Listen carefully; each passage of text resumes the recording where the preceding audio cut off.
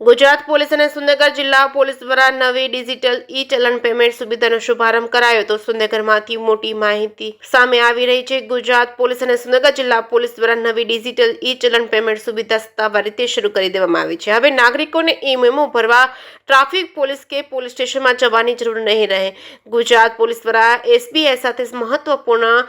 MOU કરવામાં આવ્યું છે અને આ આધારે હવે દંડની રકમ સીધી મોબાઈલમાં ભરી શકાશે।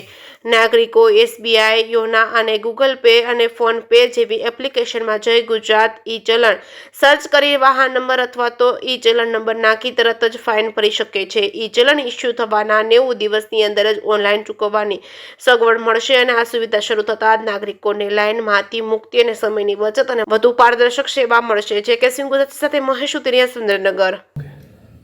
આપણને જે પ્રમાણે ખ્યાલ છે એ પ્રમાણે ગુજરાત સરકાર દ્વારા ટ્રાફિક નિયમનો ભંગ કરવા બદલ ગુજરાત પોલીસ દ્વારા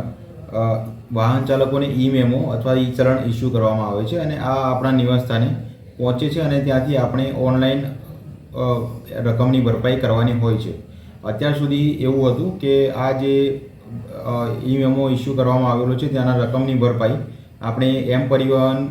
જે વેબસાઇટ છે એના ઉપર જઈને અથવા તો ક્રેડિટ કાર્ડ અથવા તો ડેબિટ કાર્ડ દ્વારા કરી શકતા હતા, પરંતુ ગુજરાત સરકાર દ્વારા સ્ટેટ બેંક ઓફ ઇન્ડિયા સાથે MOU કરવામાં આવેલા છે અને આ MOU દ્વારા ભારત બિલ પેમેન્ટ સિસ્ટમ સાથે સંકળાયેલા જે મોબાઈલ એપ્લિકેશન છે જેમ કે ગૂગલ પે, ફોન પે અને યોનો SBI તેના દ્વારા પણ આપણે ઈ મેમોના જે પણ રકમની ભરપાઈ કરવાની હોય છે તેની આપણે ભરપાઈ કરી શકીશું। જેમ કે હું એક આ ગૂગલ પે છે, ગૂગલ પે એપ્લિકેશનની અંદર જ્યારે સર્ચમાં ગુજરાત ઈ ચલણ લખીએ છીએ ત્યારે ગુજરાત ઈ ચલણ નામનું એક અહીંયા ટેબ આવે છે અને તમે ઓપન કરો એમાં વ્હીકલ નંબર અને જે પણ તમારે ઈ મેમો ઇસ્યુ કરવામાં આવેલું છે તેની ડિટેલ આવી જશે અને એના મારફતે તમે ઓનલાઈન સરળતાથી આ વિકલ્પનો લાભ લઈને તમે ઈ મેમોનો જે દંડની રકમની ભરપાઈ કરવાની છે તે કરી શકાશે।